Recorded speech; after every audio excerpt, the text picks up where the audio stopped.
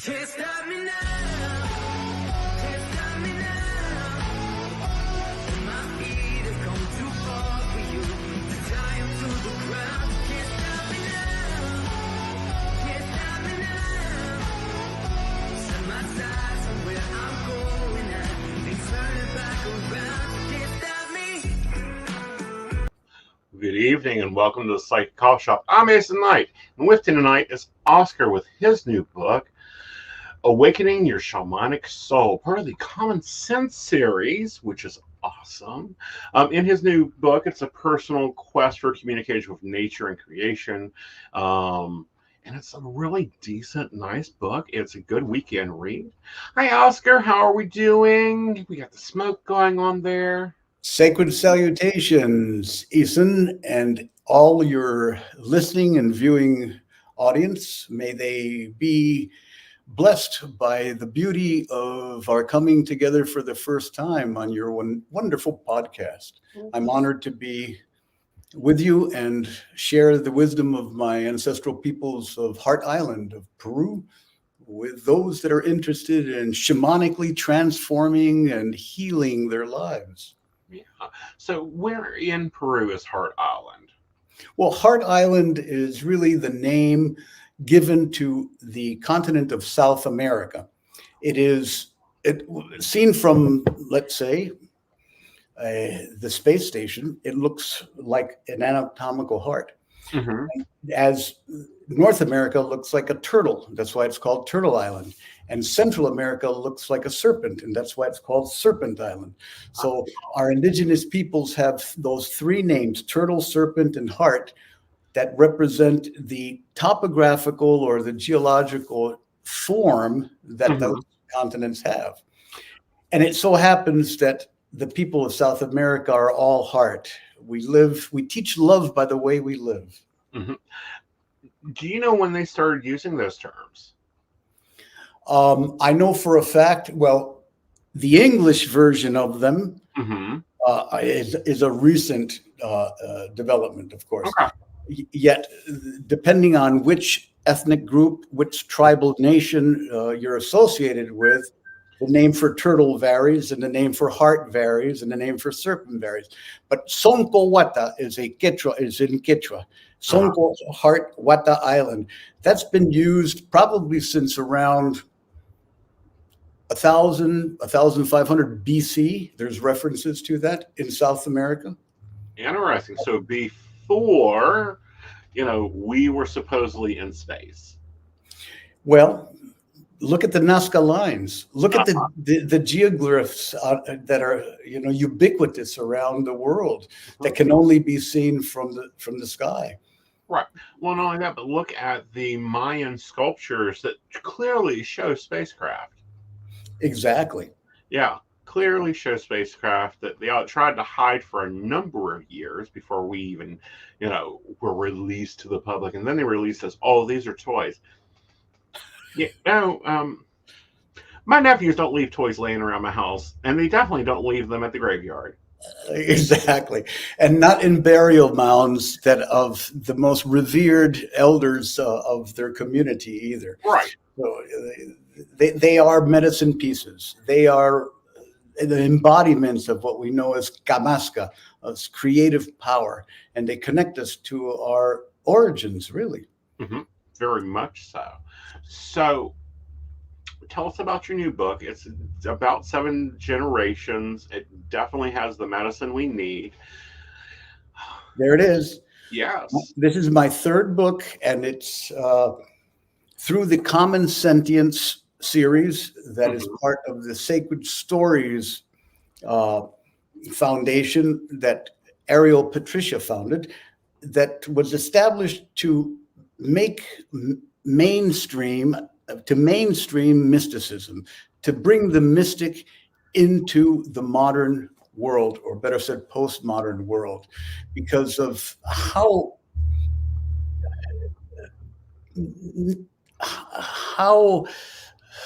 important it is for humankind at this point where we are so enmeshed in algorithmic dataist reality to break through that physical enchantment with materialism and contact the spirit world. Mhm. And so therefore, the sacred stories purpose through that common sentience is about Mhm. is dedicated to opening the door to the Right. other side. It is helping people tell their stories of having encountered non-ordinary realities that have transformed them in a beneficent manner, that have enhanced their own sense of purpose, that have broken through the veil and allowed access to the Akashic Hall of Records. And in a nutshell, it's a very important contribution to the overall great turning that we're experiencing on planet right now, that is unfortunately more characterized by meltdown than breakthrough. I think that's from the eye of the beholder. I don't know what it's from. It just came through. Right. Well, and the reason I say that is, for me, history runs on 111 to 115 year cycle, much like the calendar from the Mayans. And it's like, okay, let's see, 1920 is the outlawed alcohol. So in around 20 to 2034, we're going to be looking at banning some type of rights and privileges. Okay, so 1918, we had a plague. 1920, 20, we had a plague. There's too many communistics in this history tape. Can we just stop the tape, reprogram it, like take out all the pain and aggravation? But that comes with evolution.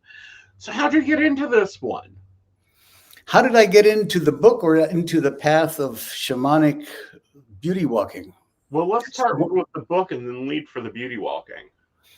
The book came about as a very serendipitous experience. I'm a member of the Evolutionary Leaders Circle that was started by Deepak Chopra about 10 years ago. And you're invited there to share your work as a catalyst of evolution, of human evolution through your teachings, as well as your service to a community of practitioners. And therefore, I have been walking this path, what's known as the kamasqa curandero path, since 1969, when I began my formal apprenticeship in the northern coastal regions of Peru with my beloved mentor, Don Celso Rojas Palomino from Salas, Chiclayo.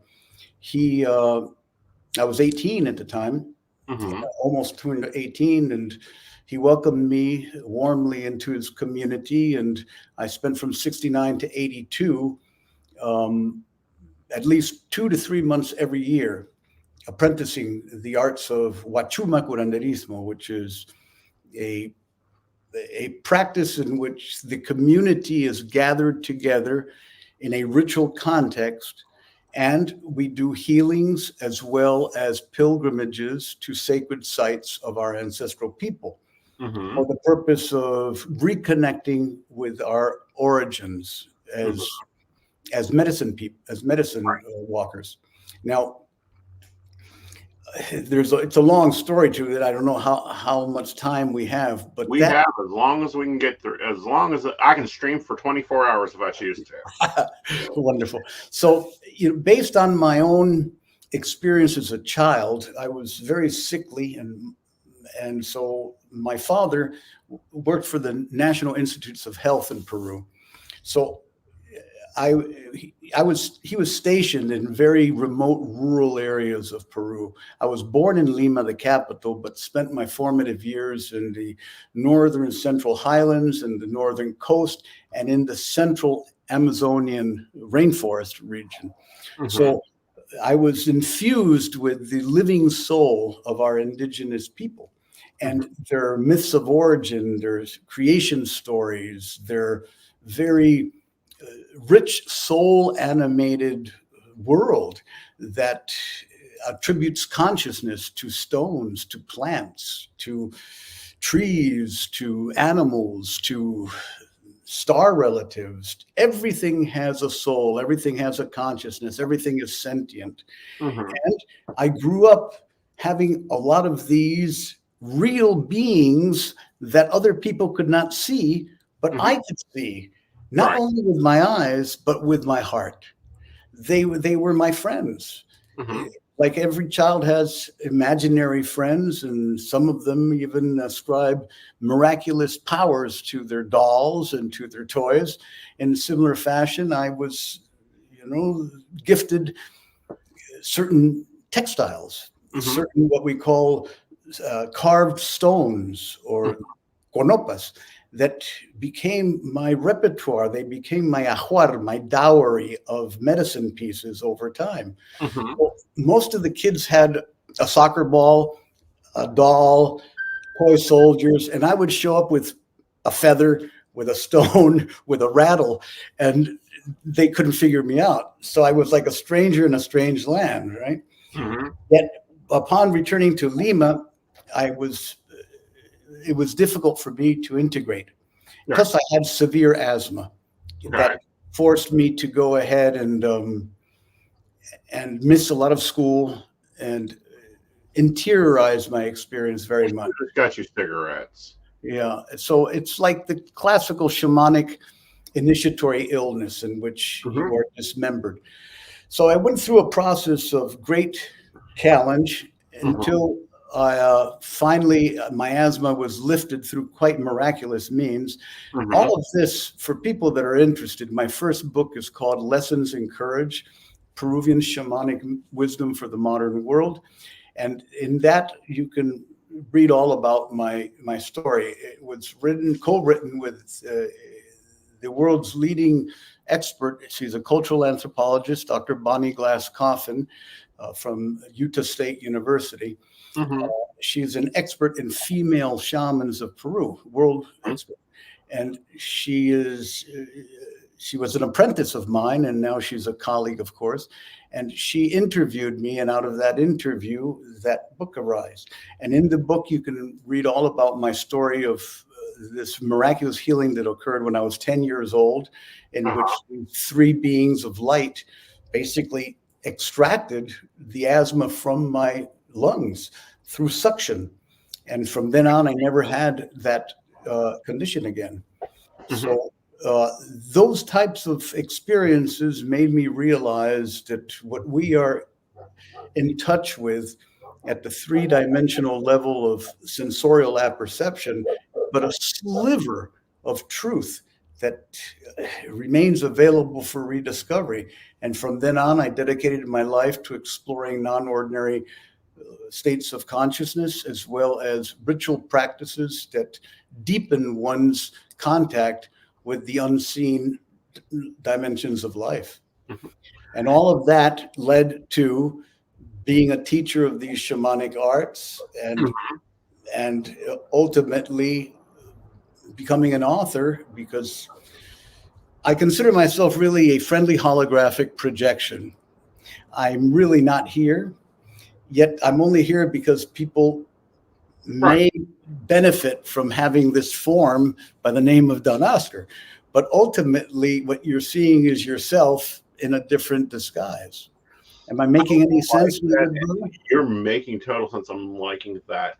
Just a little piece here. So I find it interesting. You got healed from asthma by some beings of light. I smoked because I had asthma terribly, and you know that moment when they have to put back in the day when they would put you in the oxygen tent. My doctor got tired of that coming in at 3 a.m. because they had to write a prescription for this and configure this big plastic thing. So he looked at me and I said, "When you get this boy out of here, you take him home and start him smoking." Well, that's a twist. Not really, because that's what the English were doing, or the common medical practices in the 20s. You're not that old. Oh, I'm not that old. My doctor was that old. Yeah. Well, I came out of my mother's womb in a puff of smoke. My father was a clinical oncologist, a cancer researcher, and he chain smoked 5 packs a day. My mother chain smoked. My brothers chain smoked. So when I was born, I came out in a puff of smoke. And it was that smoke that really was impacting my lungs, plus the pollution in Lima, very humid, and not much air at all. I mean, wind. So in my case, I had to have IV dexamethasone, which are steroids, to open up my alveoli to breathe. I had to have those weekly. If I didn't have my IV of dexamethasone, I couldn't breathe. And it got to a point where my kidneys were getting totally shot, my adrenals. So they took me from Lima, which is on the sea level, to Chosica, which is 11,000 feet above sea level, and to just so I could, breathe and have a life. Or else they were concerned that I wouldn't make it another year. And that's when I had this encounter with these beings that pulled me back from the other side. And you don't get that right. Yeah. Your homework ain't finished here. Back to the board. Yeah. Well, it was really an extraordinary experience that afterward, and this is the incredible thing. So I was 10 years old.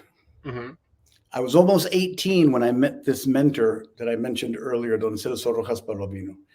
I had heard rumors that he was the best, renowned for his magical use of San Pedro cactus, which is a mescaline-based succulent. It's called Trichucerius pachanoi, and it's been used since 3000 BC in a sacrosanct shamanic context for healing a plethora of ailments, right? And he was a master at cooking. And it was the 60s, and I had been experimenting with cooking it on my own for recreational uses since I was 14. So I went there to learn his secret formula. And lo and behold, I showed up with three of my friends, and he looked at them and said, you get out of here, you stay. And he told me to stay. And that began my apprenticeship using this, doing a mesada, a ceremonial or ritualized healing action in service to one's community, imbibing this visionary plant medicine, right? The first time I sat in his mesada, in his ceremonial circle, all of a sudden, in the middle of the night, these three beings of light start to rise out of the center of the altar ground that he was using. And I had forgotten all about them. I had become amnesia. I didn't remember anything about my healing at 10 years old. I just went on my life as an ignorant teenager, getting into a lot of trouble, and but forgot all about it. And all of a sudden, he elbows me and he says, "Do you remember them?" So he was seeing them also. Right. That, just turned my life upside down. I realized, wow, what the hell's going on there? And so these three beings just levitated out of the altar ground and started to telepathically send me memories, images of what had happened when I was younger. And I recalled all the information that they had seeded in me. And at that point, I was hooked, of course, and just said, this is going to be my path. And it was a twisty, curvy path. I relapsed a couple of times and then got back on the road, on the red road, and ultimately got things clear and dedicated my life to teaching love by the way I live, and using the shamanic arts of my ancestral peoples to transform one's fear into love, one's separation into wholeness, and one's sense of personal narcissistic self-absorption into a surrendered state of service to Right. the welfare of humankind and our planetary biosphere. Right, which is why a lot of times, we are here for that. We are here. That's what we come to this planet to do a lot. Have you looked at other shamanic practices and compared them in contrast, like Tibetan shamanic practices and Latin American shamanic practices, or even Irish shamanic practices, or Northern American practice? And are you able to do and see like ribbons or threads of like, oh, you do this, this, and this. We do this, this, and this, but we also do this. Certainly. And that's why I call in the book, Shamanism, Personal Quest of Communion with Nature and Creation, I coined the term universal shamanism. And it's about that. It's about the common elements that demonstrate that shamanism just didn't originate in the Tungusic Siberian area of Russia, as most cultural anthropologists claim it's the birthplace, that it happened simultaneously around the globe, that it is the result of the first human impulse to care for something or someone, much or more than oneself, gave rise to shamanism. Just a desire to step out of the way and offer yourself in healing service to somebody who's suffering or someone who is not feeling whole and not enough. And so basically, I find that throughout the world, and I've been to Tibet. I did a pilgrimage to Mount Kailash. 28 days we were pilgriming throughout Tibet, and the Bonpo or shamanic peoples of Tibet have very similar practices to the Andean highland peoples of my country. Very similar. It's almost like they came from the same star system almost. And then I found also in Africa and in Australia, and many of the pilgrimages I've done around the world to various tribal nations and sacred sites. I've been invited to various councils with elders to discuss how we can share our ways without having them be appropriated and misused, of course, which is very important. But there's these underlying threads that you say that are common. Original instructions. There are original instructions, as we call them. I like original instructions. What I call them a lot of times is the pot roast recipe. Say that again? The pot roast recipe. I don't know if you've heard this. Okay. So this great-great-grandmother has a pot roast that everyone loves. Okay? And she makes it, her friends make it the same way. They all pass this recipe down generation after generation.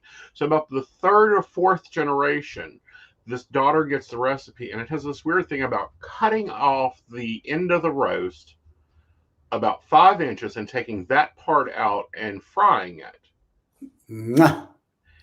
and using it to make gravy. Well, the fifth generation girl finally gets to meet the original recipe originator. And they had made up this whole thing passing down through the story about why you'd done that. It made the meat fresher, made it more tenderer. This is the best way to get the best gravy, all this. So she asked the grandmother, why do we cut off almost a third of the roast here in this recipe? Grandmother looks at the recipe, and it had grown in items, and it had, other things had been took out of it, and, brown sauce was added, and she's like, what the hell's brown sauce, this type of thing. And she goes, oh, I remember why I done that now. The roast was too big for my pot, so I had to cut it off and save it. Very practical. That is exactly what shamanism is about also. Yeah. It's functional and it's utilitarian. It has a very utilitarian purpose, as well as an evolutionary imperative. It helps people grow and individuate or become more than what their stinking drunken mind, drunken monkey mind tells them they are. It helps us break the mirror. Mm-hmm.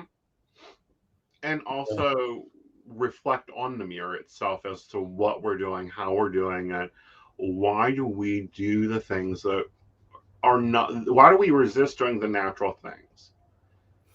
Why we resist doing the natural things? Well, just like the grandmother realized that the roast was too big for her pot.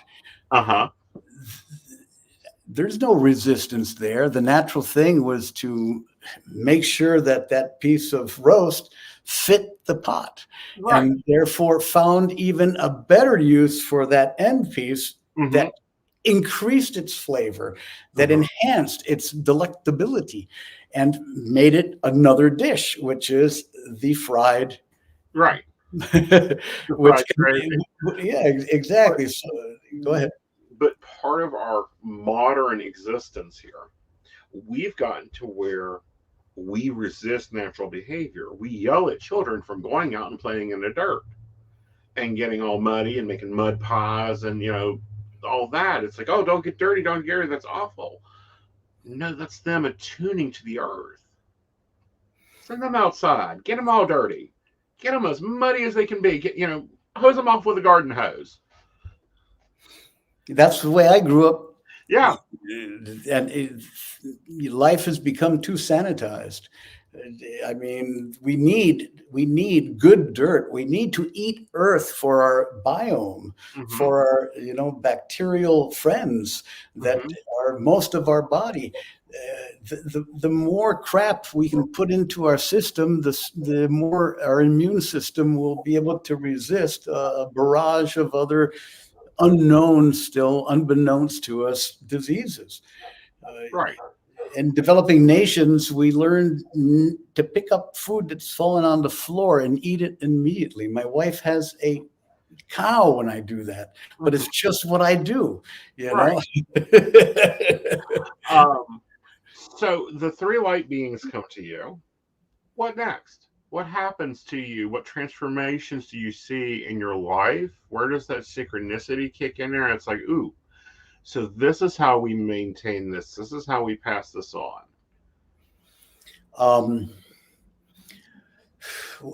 We're jumping all over the place, and and so for me, life is a rite of passage, an initiation, and I had various significant rites of passage. Some of them created by myself, some of them done to me. When I was 2 years old, I was electrocuted. I don't remember this, but my father said that I was blue, I died. That was a rite of passage. When I was 2.5, a vampire bat grabbed up. We were in the Amazon, living there. A vampire bat grabbed onto my hair in my crib, and I smashed it to smithereens against the rails of the crib. So when my parents came in the morning, they saw a bloodbath, but the two little feet of the vampire bat, were still attached to my head. So that was my shamanic power animal, my first shamanic animal ally. That was a rite of passage.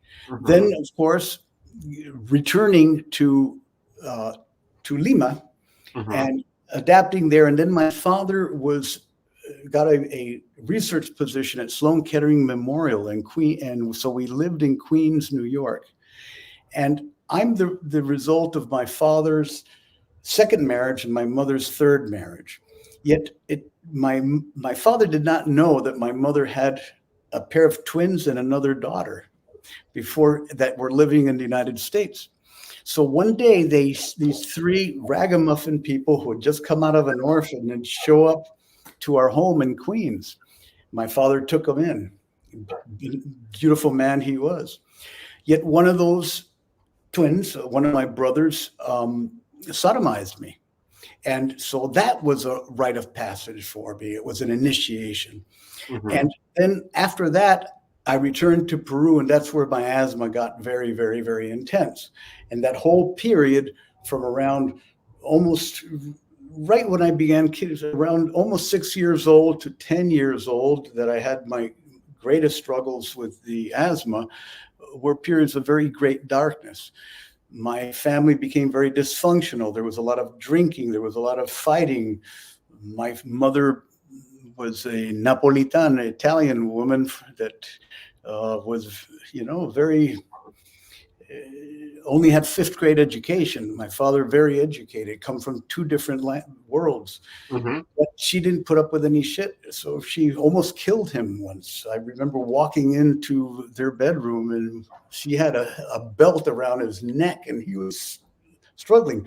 Then she threw an iron, clothes iron on his head and smashed his head. I was witnessing all these things growing up, right? Mm-hmm. Interesting place to grow up. Yet there was always love in the house for some reason. I felt loved by both of my parents. They couldn't live together, mm-hmm. but they loved each other. My mother had very severe emotional problems because of being abused as a child herself. Mm-hmm. So she was in and out of psychiatric treatment and received electroconvulsive therapy and mm-hmm. many other things, which prompted me to study psychology in college, right? Because aside from shamanic work, I am a psychologist, and I'm mm-hmm. trained in clinical psychology, and went to some pretty decent universities. Mm-hmm.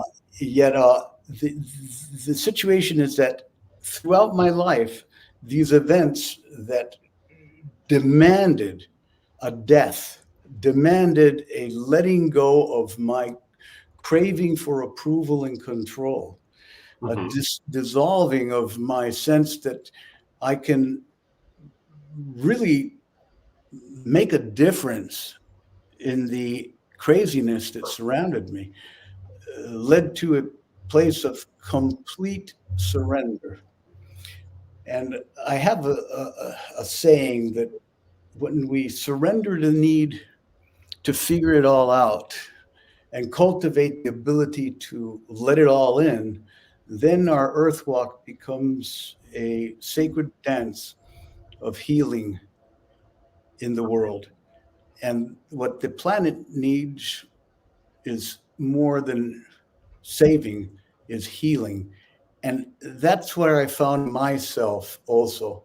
So I dedicated my life to studying various methodologies of healing, mm-hmm. both psychological, psychospiritual, and holistic medical approaches.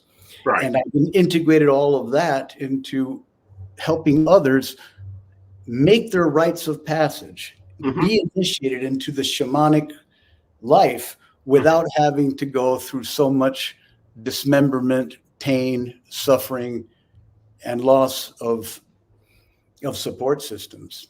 Right. With that, what did your psychological self say to you when you saw the three beings? Well, this is how it happened. Uh-huh. My father was living in Lima. He would come on weekends. I was living by myself with my mother in this one-room little unit in a hotel, pretty dilapidated. Mm-hmm. There was nothing to do. No TV. There was mm-hmm. nothing except beautiful nature outside with the Rimac River, the speaking river that came down from the Andes, the central mm-hmm. Andes. Big boulders, big stones, trees, birds. Those were my, just like you lived in West Virginia among the forest. That was my world, right? Mm-hmm. And so I would go out during the day, come home at night, have dinner and everything. But I would have these fits of hypoxia where I couldn't breathe, as you can relate to. One night, it was so bad that, I just knew I was going to cross over. So I just let myself, suffocate. And I started to just disappear. And I was going, just dissolving and disappearing. Mm-hmm. And all of a sudden I hear my nickname being called in the background. And my father had nicknamed me Beaver because I was always curious. So he called me Eager Beaver, and I heard my name, Beaver, Beaver, and all of a sudden I managed to bring myself back to consciousness, and I open my eyes. I'm in this dark room, and I see these three shimmering beings, one right in the middle of me and two flanking me on the bed. Mm-hmm. They looked like willows, like willow trees, but all of light. Right. And white robes, and long white hair, and it's like very ethereal.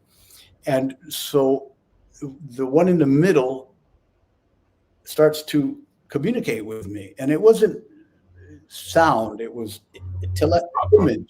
Yeah. And he said, "Sit up. We have some information to tell you. It is not your time yet." Now, this is what I remembered post experience once I started working with my shamanic teacher, right? Right. All of this started to come back.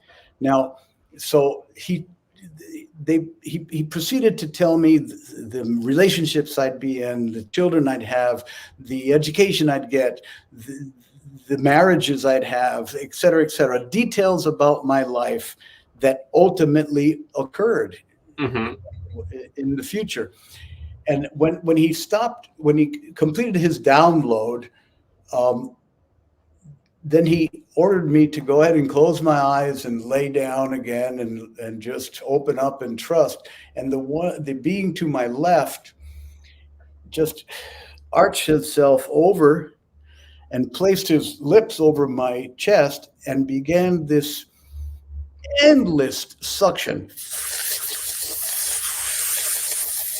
It's a classic shamanic extraction when you suck out the illness of a person, right? Right. And it was interminable. And so he just continued to suck, and then went,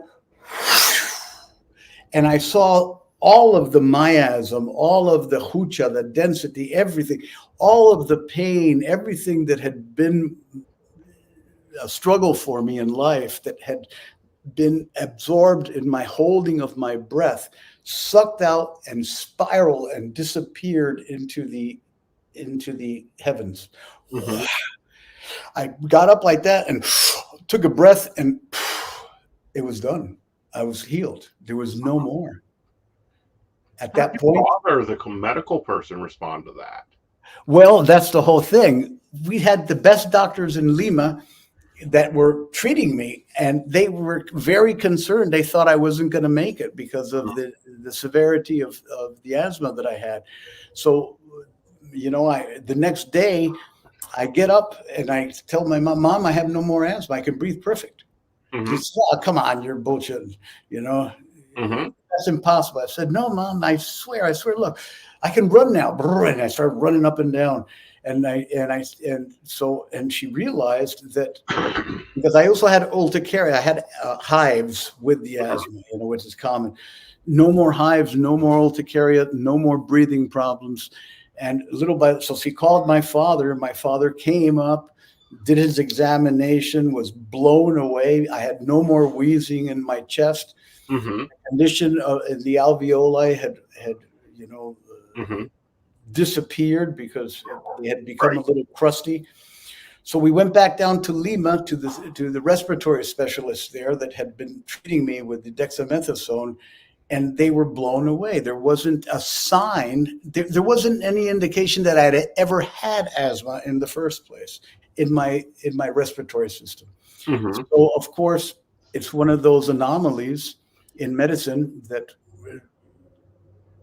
are just put to the side, quietly shelved with the other interesting, episodes that science cannot explain. Yet ultimately, it's happened. This type of healing happens daily to thousands, if not millions, of people. I'm not alone in this. Right, and so tell us about the experience your reader has with this book.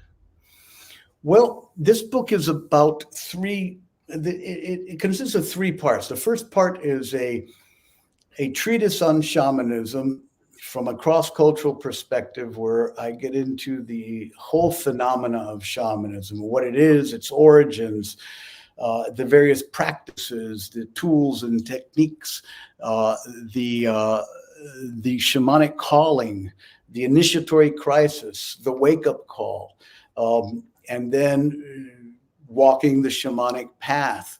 And it draws not only from my own experience, but also from the many moons of research that I've done academically, and studied with some of the most renowned scholars of cultural anthropology, medical anthropology, and shamanic studies in the world, which I've been privileged to have as friends. Some of them, of course, now passed.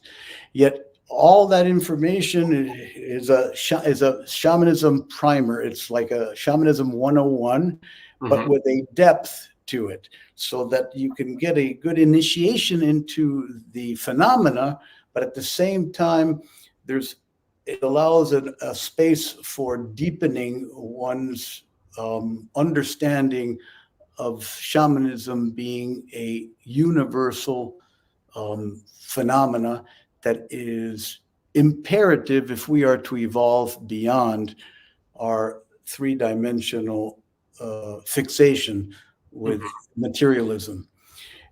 So all that is in the first part of the book, with a lot of personal anecdotes and stories from my own teachers. Then the second part is a 25, including my own stories, written by other people that have, some of them my students and some of them that I don't know, but that have had shamanic encounters with non-ordinary realities that have transformed their lives in significant manner. And they are riveting stories. The first part has a section called shamanic storytelling, because in shamanism, storytelling, like drumming and rattling, is paramount, right? So we understand that it's through story that we can transmit the highest caliber of wisdom into people's lives. So the middle of the book is 26 stories written by individuals that are truly remarkable. So the reader is led into the world of these other people that other than himself. And the last part are tools, techniques, and practices, which are a distillation of many of the tools and techniques that I've learned over my years of practice, the Highland Shamanic Initiate, as well as a coastal shamanic initiate in Peru.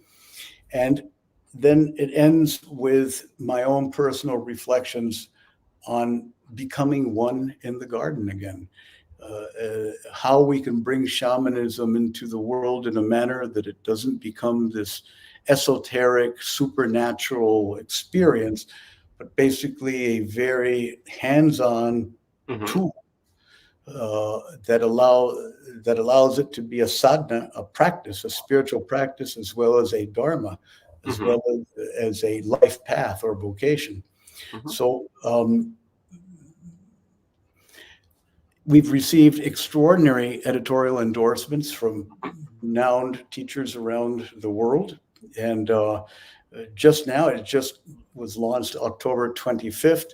Just now, we're getting some very good reviews from readers on Amazon.com and other booksellers. Right. And or they can go right to your site. My dream is that it helps. It acts as a catalyst. It helps people wake up. And it gets them moving. Now, are these tools complicated? Do you have to really delve into them, or are these simple things? They're as simple as doing a shamanic earth walk and repeating some very 5 words that have a vibrational frequency to it, that allow your soul to reveal itself rather than just your mind. It helps you lose your mind and come to your senses, So shamanic earth walk, a Pachamama renewal process in which through breathing, through mudras, through hand postures, you are able to embody, internalize, and crystallize the 5 elements of earth, water, air, fire, and ether into your pokpo, into your luminous bubble of living energy, enhancing your overall well-being and health in a manner that does not necessitate outside intervention through drugs or pharmaceuticals. You know, it nourishes the holistic essence of our being. There's others that are just journey works, you know, guided imagistic sojourns of connection and contact with our animal allies, and how each animal ally that is associated with the 5 directions of the altar ground that we use in this particular path known as the Pachakuti Mesa become your dream companions. They show up in your dream time, in your visioning, in your reverie, and they impart certain keys to problem solving. Now, this is best, of course, done rather than listen to me explaining that. But ultimately, there's everything from a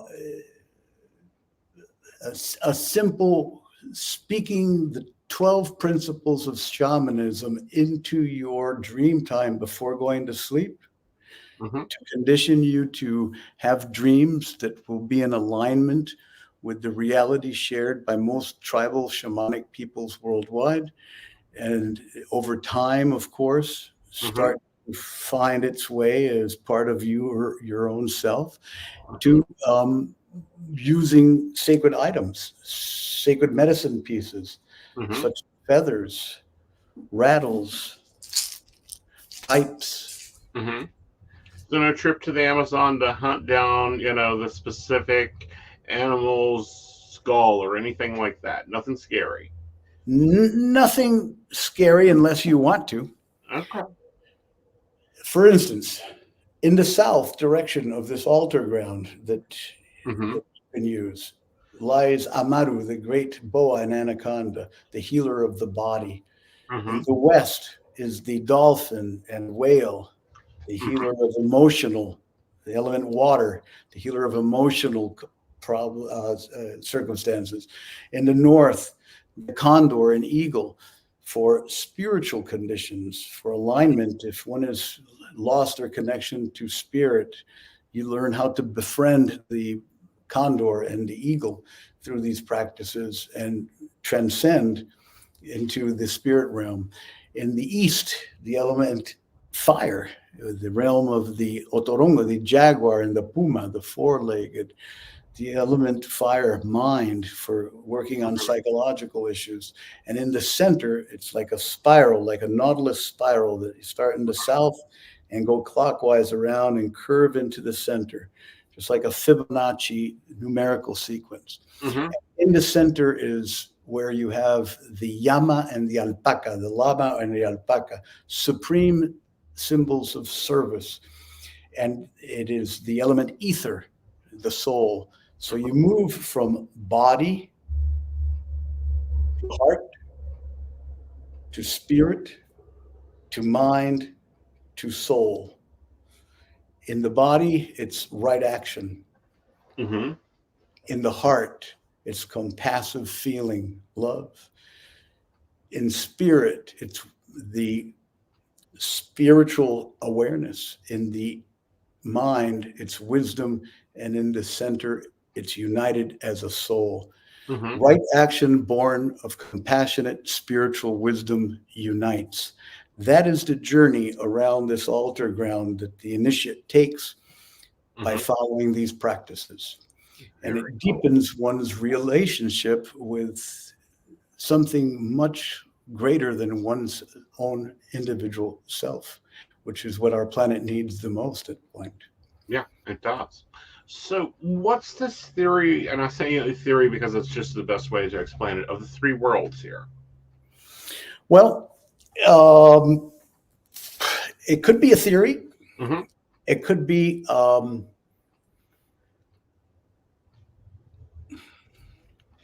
let me put it this way.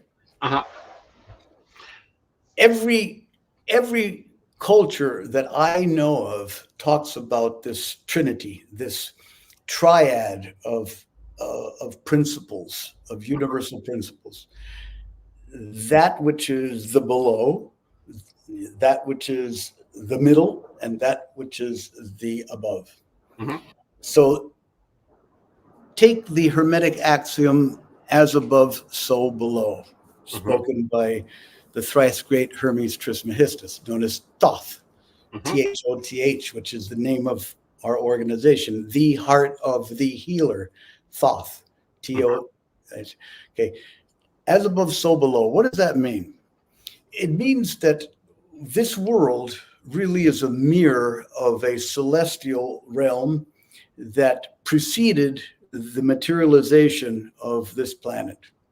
And that when we reach a point of understanding through our shamanic practice that we are the fashioners, that we are hierophants, that we are able to draw in spiritual power from the above and infuse it through our thoughts, words, and actions in the below, we are able to change our life circumstances in a manner that's supportive of a more global spiritualization of humankind.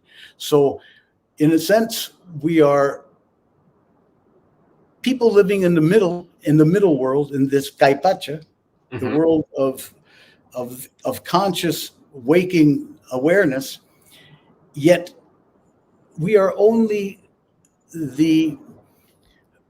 we are psychoponts. We are basically journeyers through the worlds at all times, because when we go to sleep, we're not in this world. We can go into the interior Uhupacha, or the realm of shadow, the realm of darkness, the realm of the unconscious.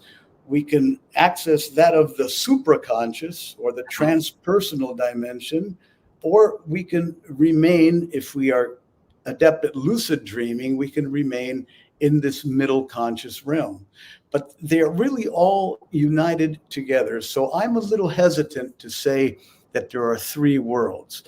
I would prefer to say that there is one seamless, undifferentiated aesthetic continuum that constantly is working through us, that is allowing us to access our inner self, our cognitive waking self, and our transcendental self. I don't know if that makes perfect sense. That's why I always say theory whenever I'm talking concepts, because you have to experience that, and you have to break into that idealism of the three realms, or of the three states of being that we see in, like, Tibetan. We also see three in the Celtic beliefs, land, sea, and sky realms. So that totally ties in, and it's one of those little threads that go through. It's those threads, exactly.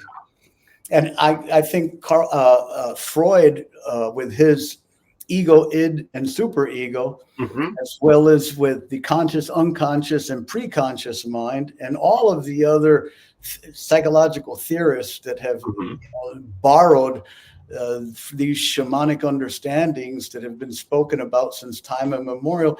In Hinduism, just the trinity of the gods, and even in monotheistic religions, the Son, the Father, and the Holy Spirit, it's embedded in our psyche. We're hardwired to understand that there are three parts of ourselves that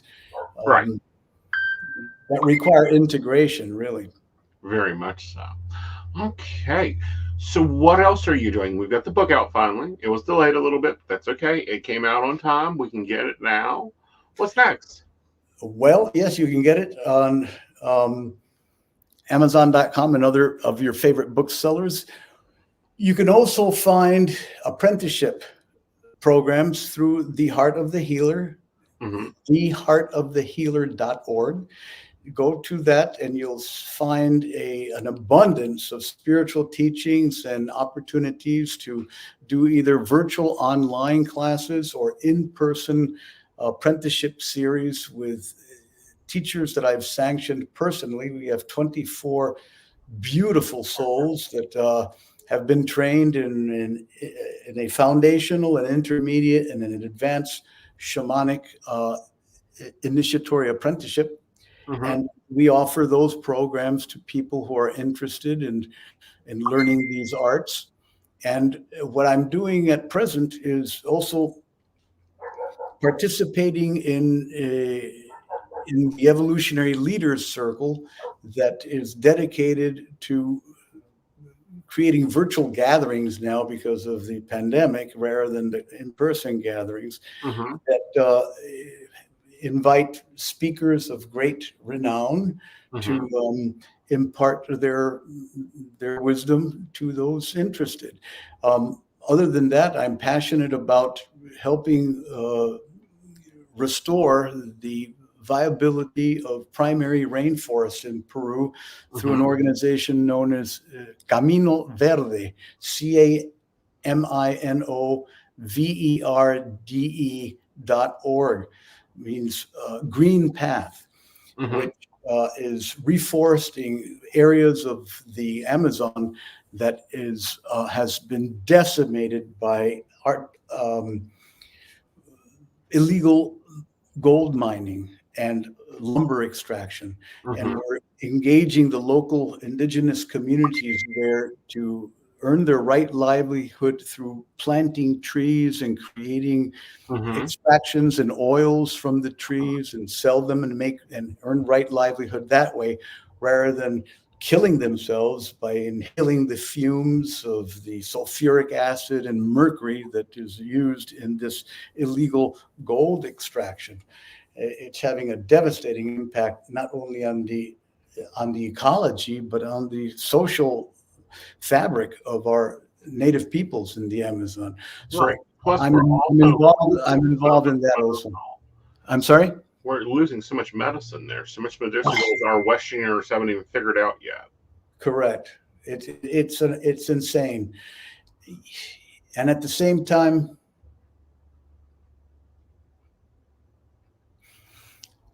it's our greatest opportunity to wake up and be part of a resurgent citizens movement that is aligned in purpose. Right. So one step at a time. One step at a time. Remember, so do we have another book coming out? Are you going something a little deeper with this? Are we going on some rebuilding? Are you doing some more trips to Peru, some guided trips? Well, I have not been doing those for maybe 5. The last ethno-spiritual pilgrimage I led to the Amazon and the Highlands was 5 years ago. I used to do several a year, not only to Peru, but to other sacred sites of the world. Right now, I'm in a phase in which I'm going to be showing up for a handful of in-person, what we call shamanic shindigs, to serve the students that have already been initiated into what is called the Pachakuti Mesa Tradition of cross-cultural shamanism that I originated. The next one coming up is going to be in January, end of January, at this incredible center in Sedona called the Mago Center. And it's amazing. So we just had one up at the Menla Buddhist retreat in the Catskill Mountains up in New York just last month, which was phenomenal. So I'm going to be, together with my wife, we're facilitating these events, and where we learn a lot of earth honoring ceremonial arts that are intended to go ahead and reactivate the dormant ley line matrix of our planet and connect the various sacred sites and wake up the ancestral spirits that are inhabiting those sites that have decided to, take a break because of the ignorance of humankind. So we're calling them back into communion with our two-leggeds. The other thing I've been involved with for many moons is a UFO contactee, a star relative contactee group in Peru called the Rama Mission, RAMA, and which is the only group I know that has scheduled contact experiences that involve a series of practices. We receive psychographic communication as to the people and the places where we are to go, and have these experiences of even materialized space brethren coming down from craft in this desert area called Chilca in Peru. And the reason for that is just to Is that where the doorway is, or am I wrong? I'm sorry? Is that where the doorway is, or am I wrong on my geography? No, the doorway you're talking about is the Amaru-Muru. That's in the Lake Titicaca area, that lake that we spoke about at the beginning. Earlier. Yes. Yeah, that's the port. That's the interdimensional bridge. That's the transdimensional. I have seen people walk in there and disappear, and they come back out. Huh. We call those Zendras. Right. Xendra. They are like these very thin bioetheric portals. They're like semicircles that show up, right? That are like light, and like imagine a bunch of orbs coming together and forming a doorway. Right. Yeah, I'm familiar with the theory. I have a theory myself that there's actually 5 of them on the planet. We only have the one that we've discovered. The Amaru-Muru has been there for a long, long time.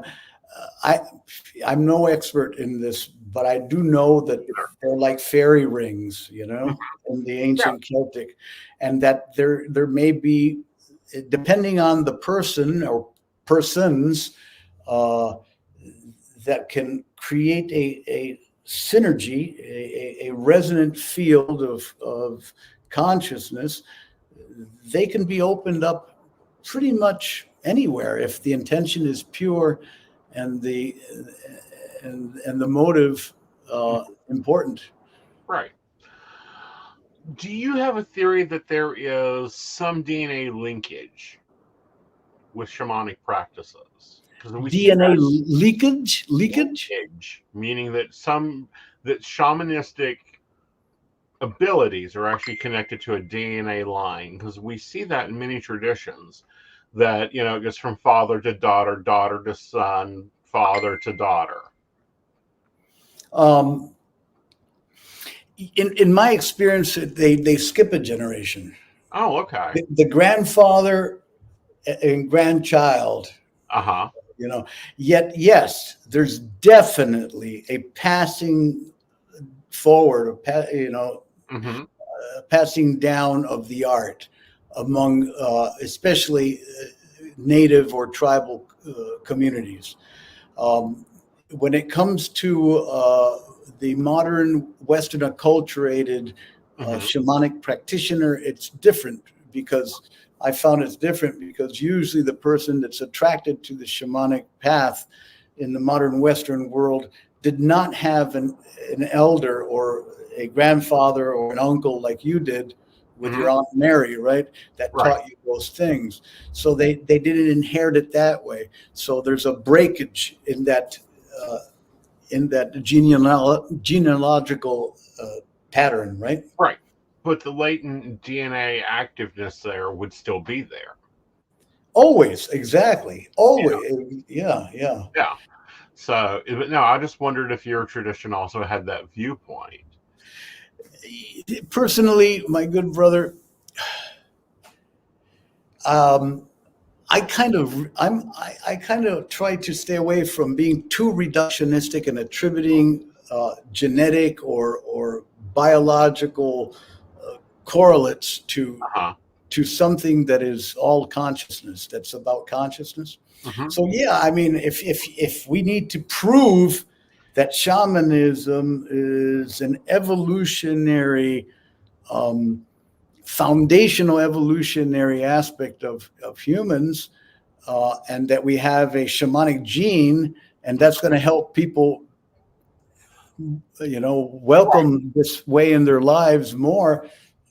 I'm for it. Right. Yet I'm not going to say. I prefer to say this. Okay. Chaskamanta ay pamangkutimundi. From star to earth I fall and return. Amarupi yakumamapi saruni. In boa and anaconda I tread. Chayawakunapi wapuni. In whale and dolphin I swim. Ankapi kunturpi fawani. In eagle and condor I fly. Pomapi otorongopi kawanki. In puma and jaguar I vision. Yamapi, pacopi, pacarini. In llama and alpaca I birth. Pachamamapi, hampini. In Mother Earth I heal. Nunapi, kausani. In soul I live. Hinaya, so mote it be. So mote it be. That's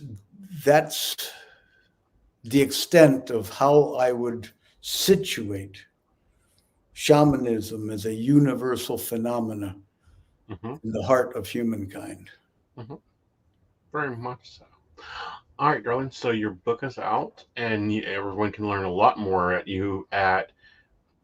heartofthehealer.org. Heartofthehealer.org. Yes. Thank you. Thank you.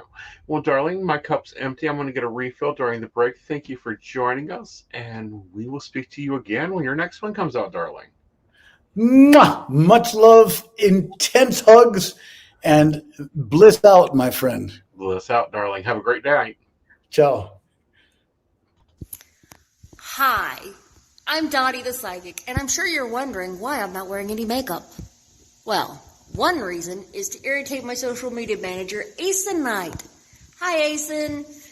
The other reason is because I like to get to the naked truth about what it means to be a neurodivergent LGBT person with psychic abilities. I've got vlogs, blogs, and podcasts and videos all related to trying to live my best life and helping witches and bitches do the same thing. So, you can check all that out and get a reading from Dottie the Psychic at DOTTIEthepsychic.com. Safe travel and much profit to you. Do you have a cute pet? We know you do. Each week, Tracy Vann chooses from submitted photos a featured reader for her Facebook page and provides a tarot reading. Your adorable pet cat, dog, rabbit, goat, chicken, snake, or more could be her next featured reader. Visit tracyvann.com, TRACYBANN.com, and click Featured Reader to submit. We look forward to seeing your pet next.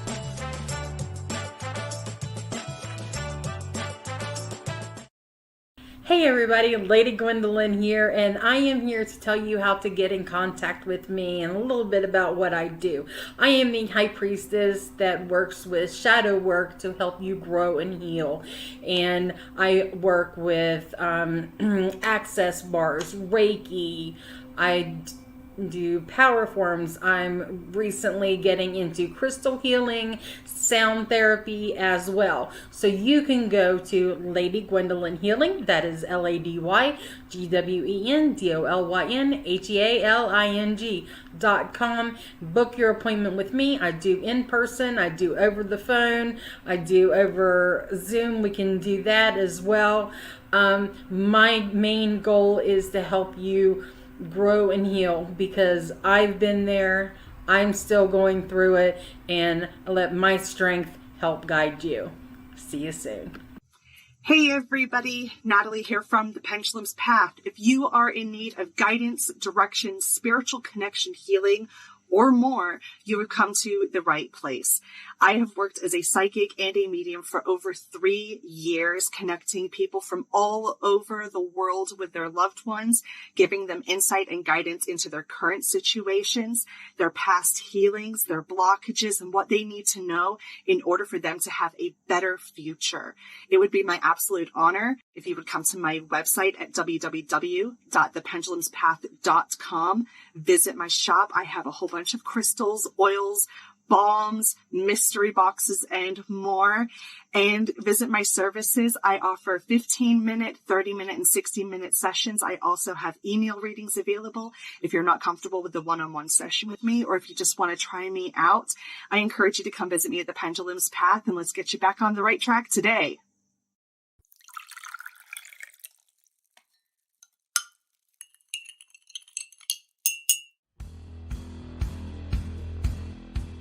Welcome back, Goblins! My name is Jason, and I am the host of the Esoteric Book Club, a podcast that examines titles on the magical, paranormal, the mysterious, and the strange. I release 2 episodes a month, in which I review books on esoteric topics, recap news of the weird, and conduct interviews with authors, practitioners, and experiencers.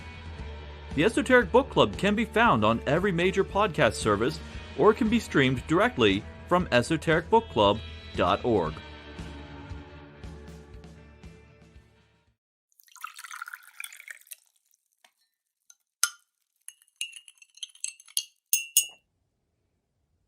Hi, I'm Tracy Van.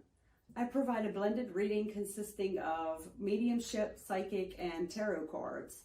A reading from me can cover any guidance you need from relationships with your partner or your family, spiritual, financial, any questions you may need clarity on. If you would like to book an appointment with me, check out my website, tracyvann.com. That's TRACYVANN.com. I have bookings from 15 to 60 minutes you may choose from. That helps if you just have a quick question, need an answer, or if you're looking for a reading in more depth, I'm here to provide the guidance and clarity for you. Let's just figure it out. Bye.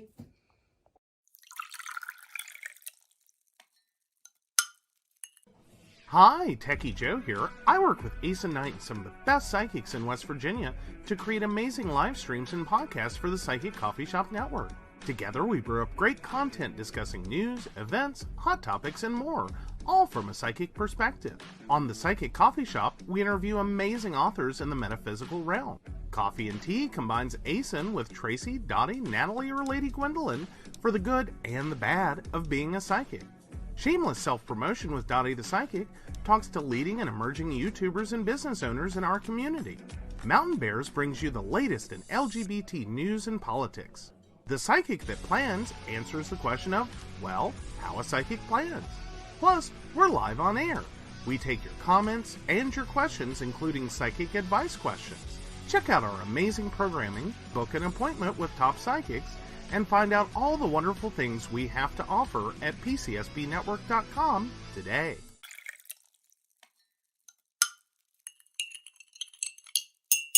Hi, I'm Aeson Knight. I provide tarot readings covering everything from love and relationships to your life questions and your most spiritual answers. And also, I provide a lot of guidance in finances and divorces and all those relationship problems. So, if you'd like to get a reading from me privately, not on air, you can feel free to do so by visiting aesonknight.com and booking your appointment. I also provide on-demand services, so if your life is a little chaotic, you can go ahead and click that call now button there on my site. Great for a quick answer question. All right, guys, back to the show. Enjoy.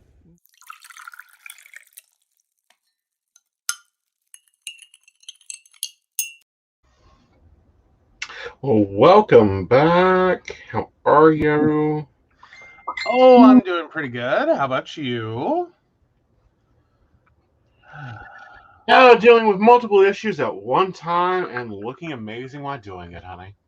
You know, we try. We had a fun day today together, didn't we? Yeah, we went out. We got some voting done. We did a little very light grocery shopping. Yeah. And yeah, I got my finally got past the library to get a library card. Mm-hmm. The strangest things you forget to do when you move. Oh, yeah. So yeah, Okay. yeah. But do you want to take a moment and just say hi to everyone? Hi, got a Holly, Shannon, Patricia. Hi, hi, hi, hi, hi, hi. All right.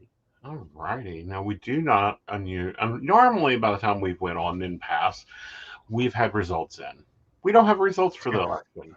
We'll talk about the results we do have in coming. Yeah. Yeah. Yeah, we have inbound results. Like it's going slow. Yeah. I don't know if they're having trouble counting or if everyone just like took a smoke break afterwards or like Well, what. it's been a long, long day. It has. It has. I know when we went out to vote, which was still kind of pretty early in the day. Yeah. Yeah, they were struggling to get a chance to Yeah. go to the bathroom. They were stopping voting to go to the bathroom. Yeah. Yeah. But no, it looks like some counties just had their stuff done and in, and then other counties like ours, I don't think have really gotten there. Well, yeah, things aren't final yet. Far Oh from no, Lord no, far from it. it. We up in Yeah, so right now, as for the West Virginia State website, they're showing 12 out of 55 counties reporting with 337 precincts out of 1,690 reporting. right. Right now we're showing 195,564 ballots cast out of 1,153,112 registered voters. Yeah. So, yeah. Yeah. But so far, based on that 195,000 votes, and counting, we're seeing Carol Miller, for the U.S. House of Representatives, 1st Congressional District, currently kicking Lacey Watson's ass. Come on. 67% to 28%. I know. I just don't like her. I know. Right now, it's not much better in the 2nd Congressional District. Alex Mooney is currently kicking Barry Lee Wendell's ass. Right. Again, almost 2-1. Yeah, but you will be happy to know all 4 amendments are currently trending, at least, as against. Good. So the clarification of the judiciary's role in impeachment, that's about 56% against. Property tax modernization amendment is 63% against. Incorporation of churches is at 53%. And education accountability amendment is at 57% against. So, yeah, we've had worse, I think. We've had worse. We're still looking at there and seeing where it's at. This is still just 2 hours in since the polls closed. And you said what? Only 12% was reporting in. Well, not even. Yeah, it's 12 out of 55 counties, so it's probably about 24% reported. Right. Yeah, somewhere in there. So Right. yeah, 12 out of 55. No, it's not even 24%. It's more like 23%. Right. Somewhere in the 20s. Sorry, you add that extra 5 counties, and my brain has trouble doing the math. But yeah, no, it's not a big report yet. Right. So some of this is going to be subject to change depending upon what counties are reporting. We may see some massive changes. Yes. Others, if because it looked like perhaps Mercer County might already be fully reported. but I'm stabbing in the dark on that one because I've been watching my Facebook, and someone from Mercer County, who is an elected official, has been posting. So I don't know if those are final votes or if that was just the current report. Right. Waiting for the next refresh. Right. My big thing is, I don't know. I'm kind of like, many loses. I'm going to have to follow another Twitter account. Oh, yeah.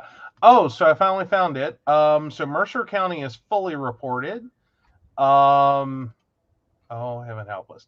Pocahontas County is fully reported. Jackson, Wirt, Pleasance, Monongalia, Preston, Taylor, Tucker, and Jefferson counties are all fully reported.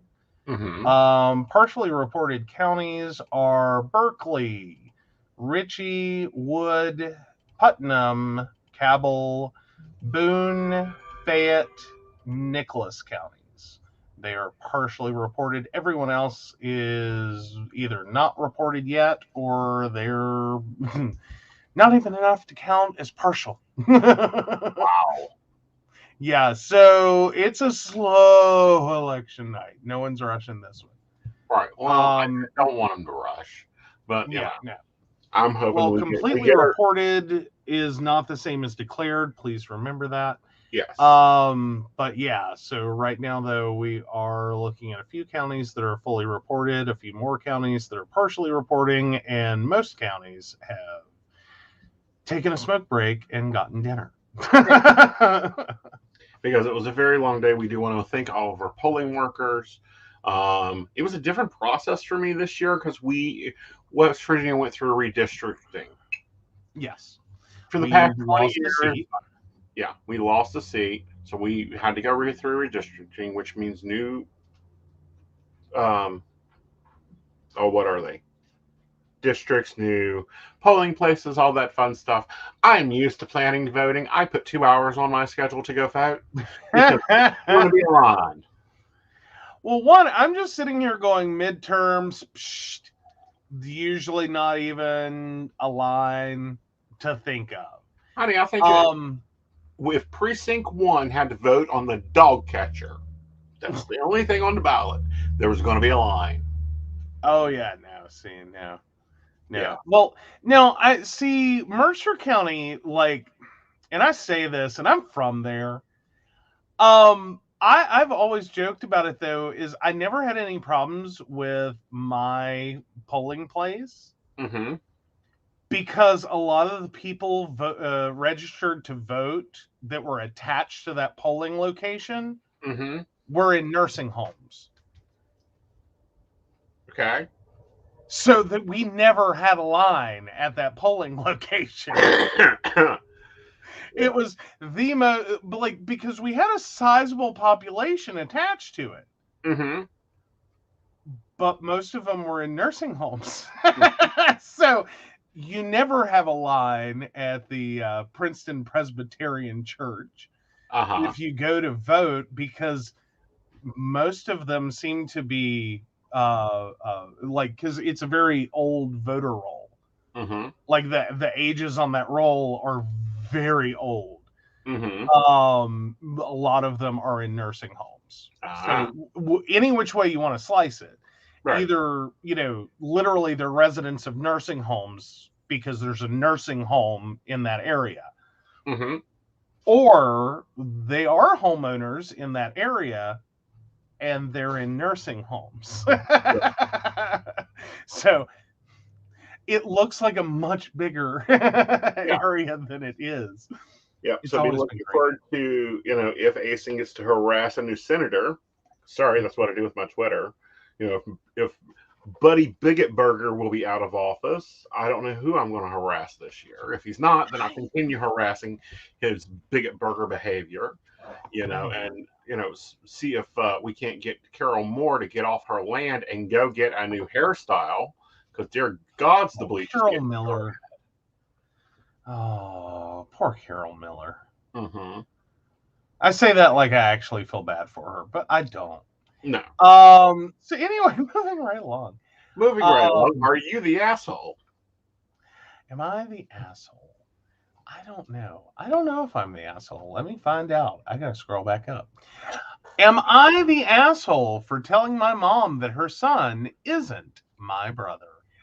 Am I, 22 male, have never had a great relationship with my half brother, 29 male, mom's first child, because he hates me? I am the result of my parents' infidelity and unfaithfulness to their first spouses. Both my parents were married and had kids. Mom had 29 male, dad had 33 female, and 32 male ages today. I'm not an affair child, though, since my parents divorced their spouses first and then had me 2 years later.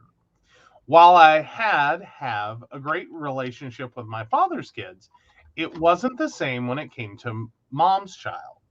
I guess he was having a hard time because of the divorce, and he saw me as the result of it. I'm thinking he means cause of it. I became his anger target. He treated me so poorly, called me names, etc. My mom scolded him, and my dad hated the way he treated me, but he never stopped. He was with us on weekends, but when he turned 16, my mom and his dad decided to not make him come to our house anymore. So my mom went out on weekends to spend time with him. I haven't seen him a lot since then, just like 2 or 3 times, and the last time was for my grandma's funeral last December. He and my mom have a great relationship, though, which I'm happy for them, but I no longer consider him my brother because of how awful he treated me. He asked me to meet a couple of months ago at his daughter's birthday, but I didn't go. My mom says that he wanted to publicly apologize. I'm graduating college this December, and I've decided to invite just my siblings. I don't consider 29 male a sibling. When my mom heard what I was planning, she asked me why I was playing favorites by excluding him. I told her that I don't consider him family because of how he treated me. She says that she understands how I feel, but it happened when he was a child and having a hard time. He has changed and wanted to apologize to me. I told her I didn't care. For me, he is just my mom's child, but not a brother to me. And I stated, I only have 2 siblings. She proceeded to cry. It happened 4 days ago. She has barely talked to me since. My dad said I was a bit rude about this. Am I the asshole?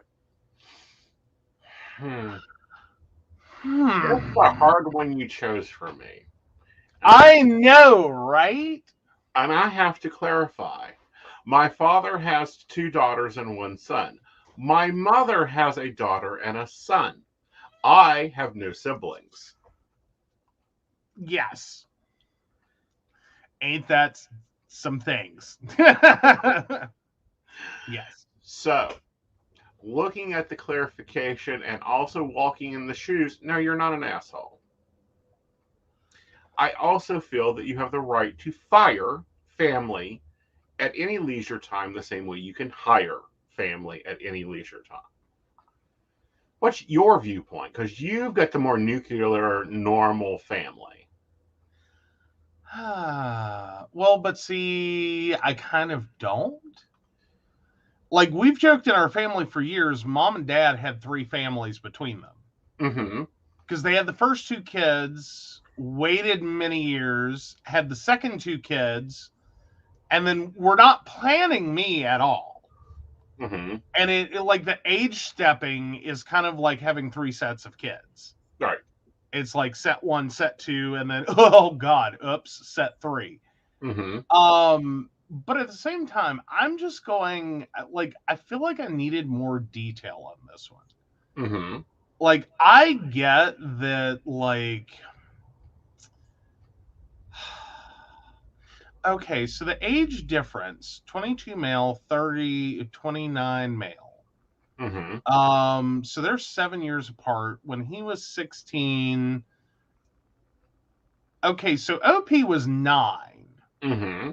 when they last spent time in the same house. Right. And like, I'm sorry, all 16-year-olds are dicks. Mm-hmm.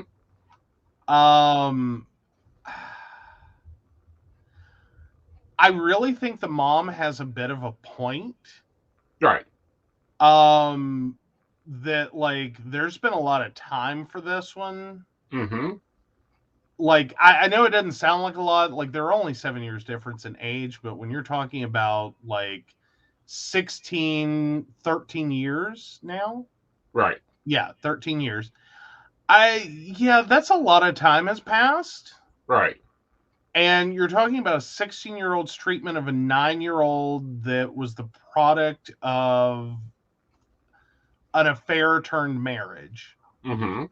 Effectively, the affair ending both marriages that preceded them. Right. I can kind of see like that kid having issues. Right. Like, because you back up 9 more years, you get when he had to first come to terms with this. And so he was like, what?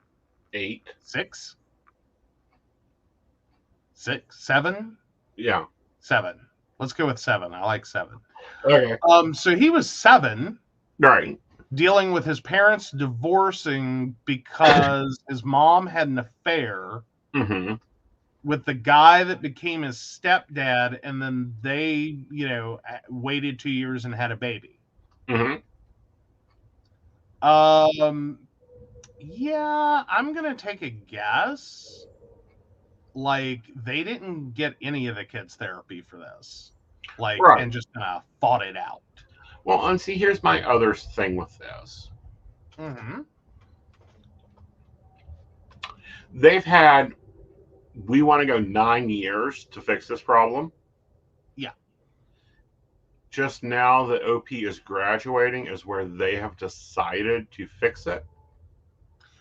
Well, it seems like it was like in progress before that. Mm-hmm.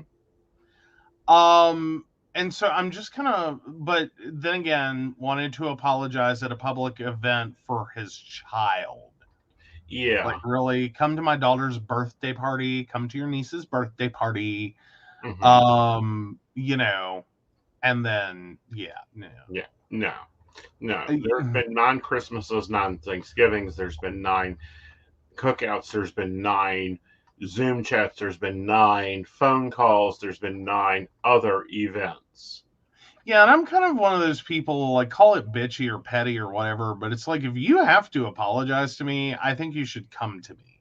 Right. Or we meet in an entirely neutral place. Right. Like, I'm not coming to your work. I'm not coming to your house. I'm not coming to your anything. Right. Like, I'll meet you at an Applebee's. Right.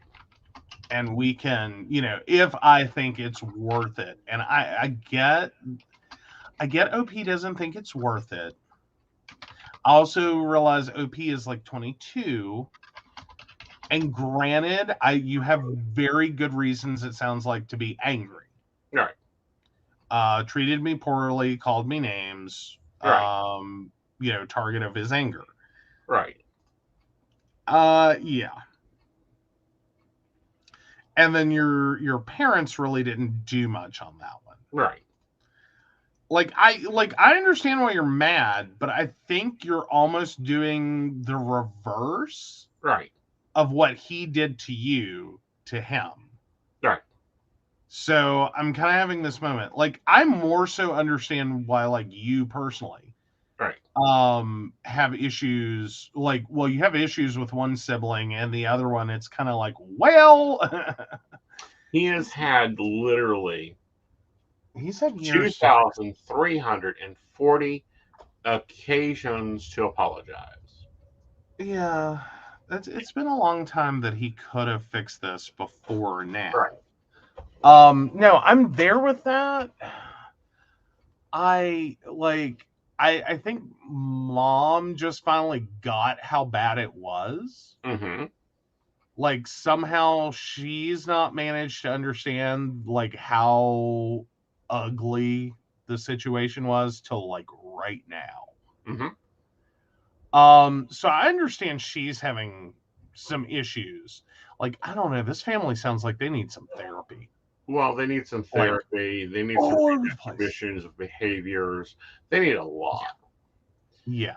And I don't mean like they need to go hug it out and like go on Dr. Phil or like, you know what I mean? Like, it's not like that. Right. But it sounds like this is going to be intractable for a while. Yes. Right. And back to polling, Brenda says that Marion was steady and busier than it had been. By the way, the poll is up. You can vote on my YouTube channel. You guys get to rule if they are an asshole or not now, since we have the ability to do polling. We have 7 more counties reporting too. Awesome. So, in Aeson's opinion, they're not the asshole. The brother is the asshole. The brother had more than enough opportunity to apologize. The brother also had more than enough opportunity to change his behavior. Because, I'm sorry, I was a dick, is not changing of behavior. No. Well, and it's possible the 19-year-old dick is now like a 29-year-old having some serious, like, oh, shit moment. Yep. I think that's kind of a fair one. But I would also point out, I think the parents are assholes too. Like, y'all let this go this far out of control. Right. Like, I think at the point in which you have one kid out of your herd, it's like, I only have 2 siblings. Right. And there are, 4 kids here. Right. Yeah. You got some serious problems there that you have not addressed for a very, very long time. Like, you didn't fix this when it all started, when her kid was 7. Right. You didn't fix this when he was when the kid y'all had together was 9 and the kid she had was 16. Right. And then you haven't fixed this, and now like 22 and 29, yeah, like I don't think they're gonna, hug it out. Exactly. Ever. Right. Like, exactly. Sorry, that sucks for you. All right, let's see if the poll got anything.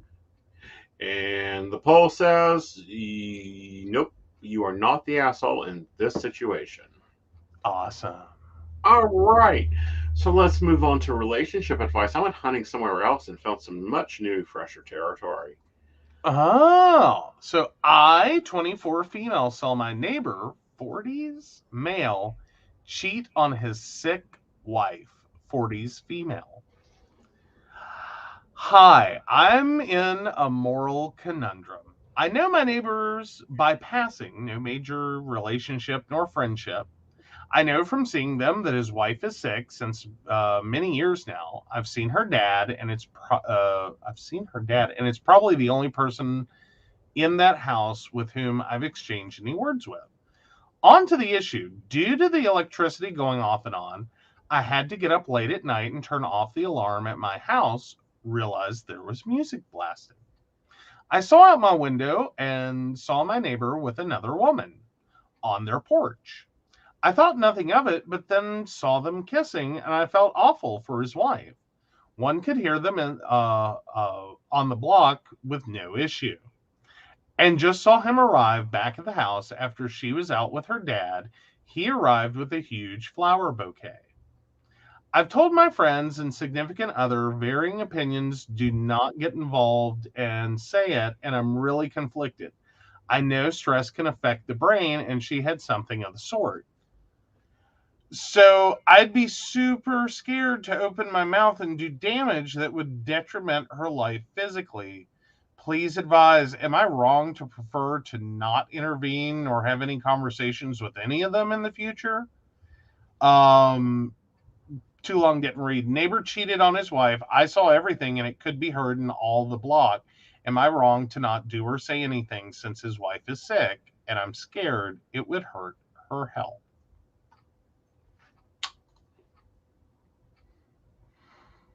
What? You're not seeing the poll? I'm seeing poll results. What the hell? No poll. Wrong YouTube channel. Oh, okay. Oh, Joe, why don't you give your opinion before I give mine? I'm gonna stick with Betty White on cheating. Uh-huh. I'm gonna stick with Betty White. Don't tell. Yeah. Stay out of it. No one will ever appreciate you being the one to tell them. Now, Yeah. granted, you're in a position where it doesn't fucking matter. Right. On one hand, as in you could tell her, Mm-hmm. and it's really not gonna matter because you're not her best friend. You're not someone she hangs out with socially.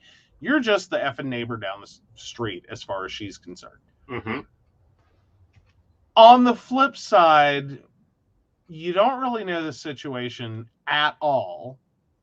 You're judging it by your own standards for your relationship.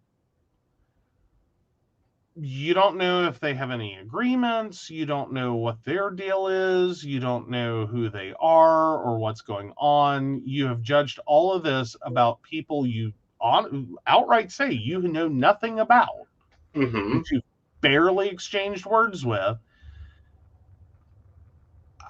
And you're judging it on your own sense of right and wrong. Mm-hmm. I kind of got to go for, like, even if that, I don't think you go there. I think you leave it alone. Well, first of all, I think she needs to be charged for being a peeping Tom. Well, getting up in the middle of the night because you had to reset your house alarm and you happen to look out your window, not a peeping Tom makes. Well, it does if you're sitting there staring to see that they kiss. Well, I mean, again, like it's not like it's not like she's sitting there with binoculars waiting for something to happen. Well, possibly. But at the same time, my opinion, none of your business. No. Did it happen on your property line? No. Are you involved in any of their lives? No.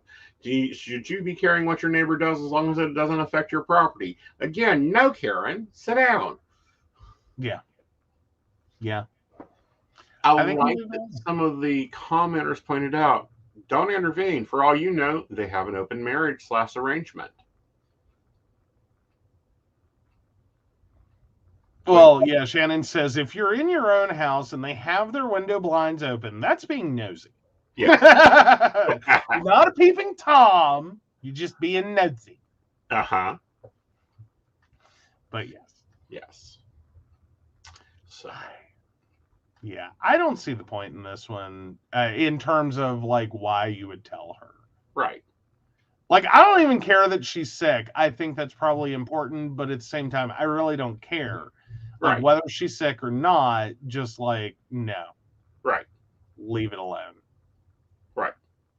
Like, quit being Mrs. Kravitz. Yes. Like, don't do that. Yeah. None of your business. Mm-hmm. Unless you want to see if you can date him, which sounds like you don't. Do you want to date her? Either her? Yeah. Like, let's be open-minded. Mm-hmm. But honestly, like, no. Yeah. Oh, yeah. Now, Shannon also points out, now, if you're pressing your face up against their windows to look through their blinds that they have down, then you catch charges. Right. So Brenda says neighborhood entertainment. We've all sat outside watching the cheating neighbor, husband, and his father. We even applauded when she got out of the car fixing her clothes. Brenda, put your bra on. Oh, for those that do not know, Brenda was one of our Patreons, and there was a TikTok that popped up, and I sent it to her, and it literally, every time that I'm in a little bit of an agitated mood, I play that now in my office. I will see if I can get the link and actually post it out on the coffee shop Facebook page. Let them know, just to show it off, because I found it funny, especially when, a lot of times I turn to Brenda when I find others funny stuff and send it to her. Because Brenda and me have the same sense of humor Mm-hmm. on a lot of things. This is true. Wow, voting is coming in way faster now. Yep. Sorry, we just jumped from 19 to 31 counties reporting. All right. Brenda says, glad I can entertain you. You do. You make me happy, especially some of the videos you send me, and you get me into shoe shopping, and Oh yeah, yeah. Unfortunately, I don't think Brenda won the $2 billion. I know. That's okay. Someone in California did. I'm not really happy with that. Oh, Such is life. Such is life. The Associated Press is saying that 74% reporting in. Now they're estimating 74% because I've seen that, and what it technically says is AP estimates 74% of votes are counting. Okay. Yeah, it's very confusing. Mm-hmm. But no, those the numbers do not track. Okay. I'm going with the West Virginia whatever this is. But yeah, I'm going with that one because it seems like it's a little more legit. So let's see. Has Fayette County? We're still partially reported for Fayette. Okay.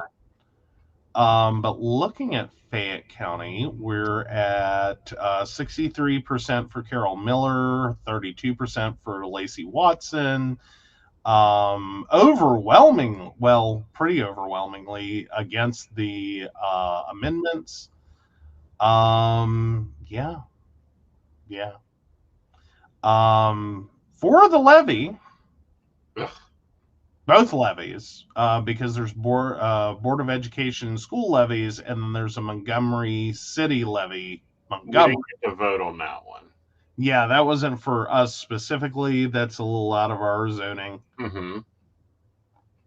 So, but yeah, no, the amendments at least look like in our area we're against those. Now, when we go back out to the state and how the state is reporting, then let's see. Carol Miller is just continuing to as is Alexander Mooney. So yeah. Okay, we're on the West Virginia results of the state now. Mm-hmm. Well, Bigot Burger, I don't know. It's close. He's at 58, and Wendell is at 41. Getting there. Yeah. Yeah. We're getting there. So yeah, it's going to be a slow. Well, maybe. I don't know. Maybe. Wait, how does that make any sense? 64%, 35%, and it's 100,100 votes versus 56,000 votes. Mm-hmm. Is there only 64-35 split? Because that doesn't seem right. Because I'm sorry, like 50,000 is half of 100,000. Mm-hmm. Like, why are they showing that race so off? Like, now, the Carol Miller, Lacey Watson, that's accurate. That's 94,000 votes to 36,000 votes. Mm-hmm. I can track that one. Right. But, no, I guess that's right. 2/3 to 1/3. Mm-hmm. Yeah, okay. I don't know. Math apparently isn't working for me tonight. Yeah, it's okay. It's been a long day. It's going to be a longer night as we wait to see, and midterms are normally not the big deal, but yes, they are. This is where yeah. I mean, they're not a big deal. Sometimes they're not a big deal to most people. Right. A lot of people won't turn out to vote. Mm-hmm. Typically that's why the results come in so much faster. Right. But yeah, generally speaking, they are kind of a big deal, almost precisely because no one thinks they are. Because you can get some swing votes in there. Like, things can radically shift in a state, or in the federal government. Right. Depending upon who turned out to vote. Right. So yeah. So we don't know in the morning that things where we stand, if we can get everything together.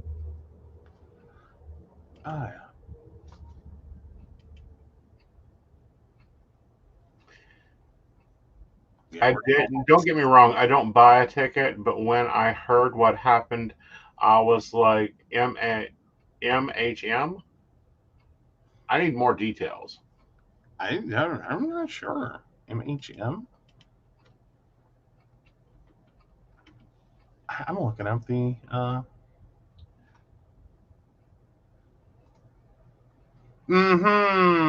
Sorry, it took me a second.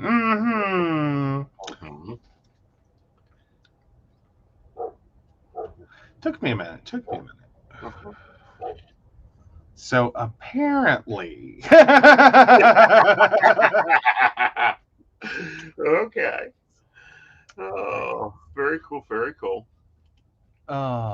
It's been a great show. I hope you guys enjoyed our author. Oh, talking about the lottery. They couldn't do the drawing because California had some issues, and they do the drawing the next day. Yeah. And won. Yeah. But no, at least they held off on the drawing.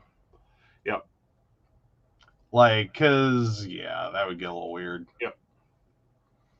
Alrighty. Oh. Yeah, someone in California won. Meh.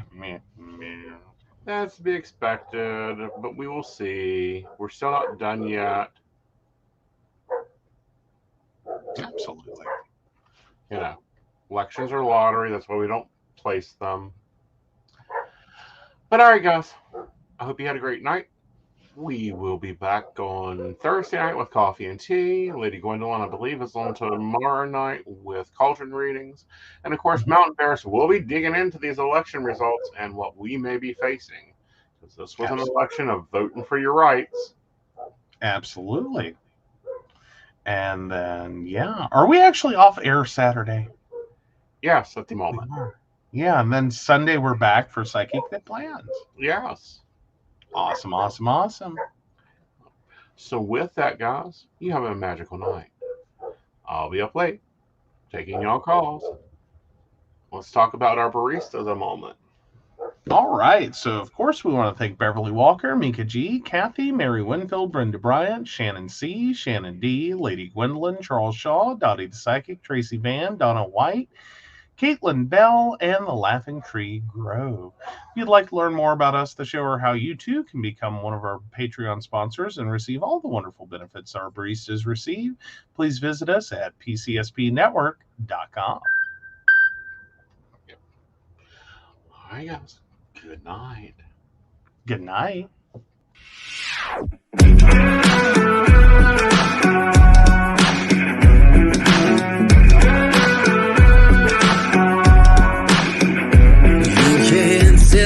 The deck is stacked. You can whisper behind my back. You can show me how the odds are up against me all day long.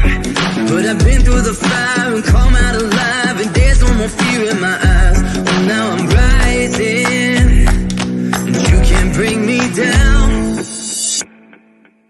You can't stop me now.